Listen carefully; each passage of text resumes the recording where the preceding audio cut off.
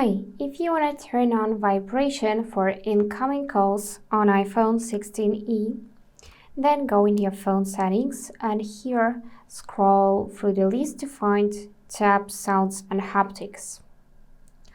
After that, we are going to tap on Ringtone section, go in Haptics on top, and if you want to turn on Haptics, which is vibration, then simply choose one of those standard options or default by tapping it. Then go back using this back arrow, and now you will feel vibration when you receive an incoming call. Also, there is an option to create custom vibration, so you can use it as well. And to disable vibration for incoming calls, tap this option None and go back. That's it for today.